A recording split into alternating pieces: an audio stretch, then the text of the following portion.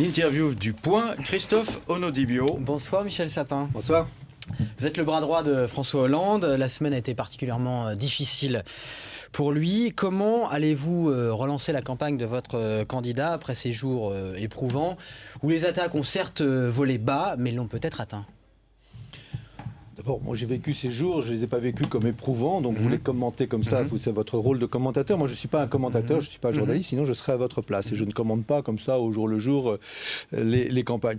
Au fond, est-ce qu'une campagne, ça se déroule toujours de manière comme ça, linéaire ? Non, il y a des moments, il y a des passages, il y a des périodes qu'il faut savoir gérer les unes après les autres. Cette semaine était une semaine où nous avons travaillé sur un rassemblement de forces politiques qui ne soit pas simplement le Parti socialiste derrière son candidat. Ça se fait normalement, en discutant, mais nous l'avons fait dans la transparence. On n'a pas fait là, derrière, en dessous, sous la table, en cachant les divergences quand il y en avait. Donc nous avons travaillé sur ce point-là. Ces forces sont rassemblées, les votes ont eu lieu dans les deux partis, ces forces sont rassemblées, ça crée un paysage qui est un paysage solide, un paysage sur lequel François Hollande peut aujourd'hui s'appuyer pour continuer cette campagne, en attendant d'ouvrir la campagne elle-même, qui se fera bien entendu avec son projet présidentiel. Bien sûr, je ne vais pas vous demander de commenter. Effectivement, vous l'avez rappelé. Vous parlez en même temps de paysage solide. Il y a eu des attaques de la part de la droite, des attaques de la part du front de gauche, mais aussi des petites turbulences quand même dans votre propre camp. Si on regarde la gauche parisienne, on a l'impression que c'est la tourmente. Bertrand Delanoë est prêt à entamer un bras de fer avec la direction du PS à la suite du parachutage de Cécile Duflot à Paris. Il a déclaré cette phrase: « Ils me prennent vraiment pour un con ». Est-ce que vous le prenez pour un con ? D'abord, je n'ai pas entendu dire cela. Donc c'est vous qui rapportez quelque chose. Ça a été rapporté comme quoi vous êtes par mieux plusieurs informé que moi-même, qui participait au Bureau national et qui n'ait pas entendu des phrases de cette nature qui ne sont pas vraiment dans le personnage du genre de Delanoë. On ne peut pas être énervé, par exemple. Deuxième chose. Qu'a voulu le Parti socialiste cette semaine, et qu'est-ce qu'il négociait depuis de nombreuses semaines ?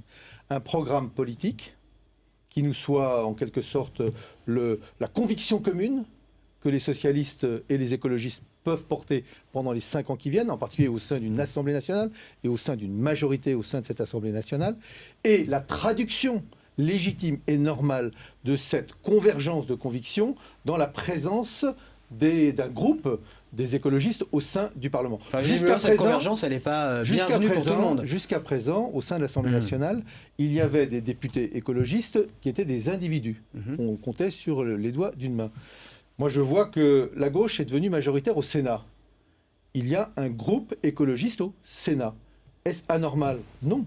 C'est la solution, la situation parfaitement légitime lorsque l'on est dans une même majorité. Il faut que chacun puisse s'exprimer à la hauteur de ce qu'il représente, mais qu'il puisse s'exprimer. Eh bien, nous souhaitons la même chose l'année prochaine, si bien entendu François Hollande remporte cette élection présidentielle et si une majorité ensuite est élue à l'Assemblée nationale. Donc vous allez lui expliquer qu'il faut qu'il comprenne. Alors après, quand on dit cela, c'est assez simple de le dire au niveau des principes. Ensuite, ça redescend sur les territoires, circonscription par circonscription. Et je comprends tout à fait que cela puisse créer un certain nombre de difficultés, parfois même de colère. Mais une fois la colère passée, c'est toujours l'intérêt général qui l'emporte. Espérons-le. Il y a quelqu'un d'autre dont je voudrais vous parler, quelqu'un qui semblait avoir disparu. Je voudrais que vous regardiez quelques images.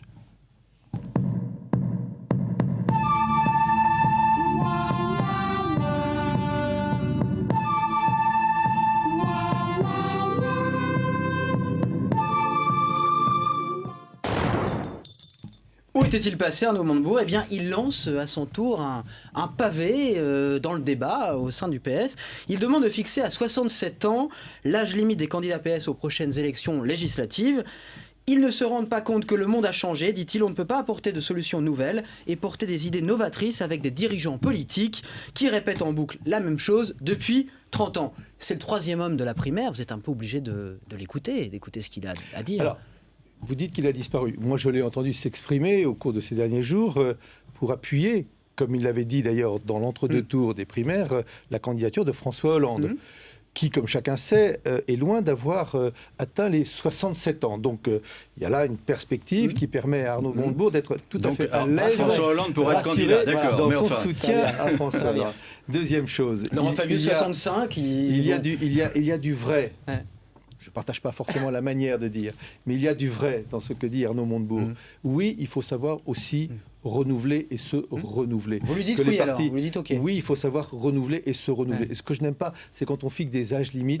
Et il faut qui, bien en même temps, parce que qui, sinon si on on parle, regarde et puis- l'histoire, nous aurait privé la France de beaucoup de grands hommes. Comme Donc, Jacques le Lang, par renouvellement- exemple. Le renouvellement. 72 ans. J'ai parlé de l'histoire. Ouais. J'ai 72 parlé ans, de lui, par l'histoire. exemple. Donc, Comment en vous allez parlant faire de l'histoire, je parlais par exemple du général de Gaulle, Ouais. ou je parlais de François Mitterrand, ou de tout autre grand homme, Georges Clémenceau ou autre. D'accord, Je parlais donc pas de Jacques Lang. l'histoire. Si je ne suis pas entendu, reprend Montebourg, j'encourage tous ceux qui le voudront à se présenter dans les circonscriptions afin que des primaires militantes tranchent la question des investitures. Il va Parfait, falloir c'est y ce que nous répondre. faisons. Bah oui, aujourd'hui, là d'ailleurs, pendant ce week-end, c'est ouvert la procédure de désignation des Vous candidats voulez des aux primaires élections dans chaque législatives. circonscription? Mais c'est ce qui peut se passer. Hmm. Dans chaque circonscription de France se présentent ceux qui veulent être candidats dans cette circonscription. Alors vous allez recommencer les primaires au Mais niveau non, des mais circonscriptions? c'est le mode démocratique que pratique le Parti Socialiste depuis toujours. Mais sans fixer Si d'âge. si je voulais vous dire, moi j'ai été élu à 28 ans dans le cadre d'une primaire au sein de la première circonscription de l'Indre, d'ailleurs celle que je représente encore aujourd'hui, après plusieurs péripéties. Donc le débat démocratique, la concurrence démocratique, c'est dans nos gènes, à nous, socialistes. Bon, alors vous lui dites faut quoi, le maîtriser, Montebourg, mais il faut dans sérieusement nos gènes. Donc Sérieusement, voilà, alors, ça a lieu, 67 ça a ans, lieu. c'est sur le chiffre. Mais non, en il ne faut fait. pas fixer comme ça des barrières qui sont des barrières non. qui ensuite 4 peuvent minutes. être passées par tous ceux qui ont des qualités pour durer. 4 minutes. Toujours, on explore ce paysage tranquille, hein, c'est votre expression. Martine Aubry dirige donc dans l'organigramme le conseil politique de François Hollande. Comment on fait le mariage entre la gauche sectaire, je mets des guillemets, et la gauche molle, je mets encore des guillemets. Eh ben, c'est les primaires qui ont permis de faire que ce mariage soit en quelque sorte accompli et même dépassé. Ces mots-là sont dépassés. Aujourd'hui, il y a un parti qui est dirigé naturellement par Martine Aubry, qui soutient le candidat de ce parti et plus largement d'une partie de la gauche qui est François Hollande. Et pour être là aussi un peu travaillant avec les uns et les autres, je peux vous dire que cela se passe bien. Alors c'est pour ça que quand on regarde l'organigramme, en fait on a l'impression que personne n'a été écarté, toutes les familles sont Ah ben, là. vous voyez bien. Bah, comme disait André Gide en Comme même quoi, temps. il n'y a pas Eh de oui. sectaire. Oui, mais André Gide disait choisir, c'est se priver du reste. Mais quand même, à un moment, il faut bien choisir. Alors il faut savoir, est-ce qu'on est sectaire ou est-ce qu'on est trop Parce que Ah, ce n'est pas, ce n'est pas rassembleur moi qui parlais de Voilà, sectaire. franchement, Vous avez remarqué donc- que je faisais le geste des donc, citations. Michel Sapin, là, C'est- l'organigramme, on le voit en ce moment à donc l'écran. c'est un organigramme, Ouais. une équipe Ouais. de campagne. Je sais pas, on Ouais. va pas commenter les organigrammes. Ah mais oui, l'équipe mais de enfin. campagne, Enfin, il est fourni, hein, l'équipe de ouais. campagne est une équipe de rassemblement. Mhm. Bon. Il est fourni, oui. Enfin, bon, j'en ai vu d'autres avec beaucoup plus de monde. Hein. Puis si ça peut vous rassurer, je n'ai jamais considéré qu'un organigramme de campagne était un futur gouvernement. Donc chacun est à sa place, chacun doit jouer son rôle. Aujourd'hui, on ne commande plus des places sur un organigramme, on agit, on se bat. Alors Très avance. Christophe voudrait vous faire entendre. Oui. Un document, c'est vous. C'est vous. Voilà. On a reçu François Hollande le 5 juin dernier, et à l'époque, vous disiez ça de lui. N'aime pas le conflit. Il n'aime pas faire du mal aux autres. Il respecte énormément les autres. Et donc l'idée qu'il pourrait prendre une décision qui va faire mal à quelqu'un, y compris surtout si ce quelqu'un est proche de lui, c'est quelque chose qui lui fait mal à lui-même. Donc ça aboutit parfois, cette critique, il recherche toujours l'accord ou il recherche toujours le consensus. Et j'ajoutais, Ouais. parce que vous n'allez pas tout passer, Oh ben non, on peut pas. vous ne pouvez pas tout passer, et j'ajoutais qu'aujourd'hui, je sais qu'il est prêt à faire du mal. D'accord, donc il faut faire du mal pour... Parce que quand on est en situation d'être président de la République, il y a un moment donné où vous ne posez plus la question de savoir si vous faites mal ou si vous ne faites pas du mal à quelqu'un, vous regardez si vous faites bien ou mal par rapport à Et la là, France. vous avez vu la mutation Oui, progressivement. Oui, s'opérer oui, en lui. Oui, bien sûr. Elle se traduit bien comment sûr. Se traduit dans la manière d'être, dans la manière de parler, dans la manière de décider. Le premier coup de Dans griffe, la ça manière sera même pour de quand vous parler, de me parler, je suis ami depuis 35 ans, Ouais. et très légitimement et très normalement, celui qui veut être président de la République doit être différent. Alors- Doit être différent parce que c'est l'autorité, parce que c'est la capacité de décision, et c'est la capacité éventuellement, y compris, de faire mal. Le point titre cette semaine sur l'incroyable rebond de Nicolas Sarkozy, 7 points en 5 mois, plus 8 dans son électorat qui rassemble à 81%. Comment vous allez faire pour redynamiser la campagne de François Hollande? Parce qu'en même temps, promettre des lendemains heureux, personne n'y croirait, et jouer le père la rigueur, François Fillon le fait déjà. vous avez fait une, vous l'auriez pu la faire la semaine dernière ou la semaine prochaine. De toute Non, façon, mais il là, fallait les qu'elle chiffres vienne. parlent. Donc il fallait Les qu'elle vienne. chiffres parlent. Ça fait partie, 30 des, secondes. ça fait partie des Christophe. histoires que l'on raconte. Oui, je le développerai plus tard. La vérité, la justice et l'avenir et l'espoir. Voilà les triptyques qui fera que François Hollande va faire une campagne très Vérité. offensive. La vérité par rapport à la situation, la justice, parce que quand on demande de l'effort, il faut que cet effort soit justement réparti, et la perspective, la jeunesse.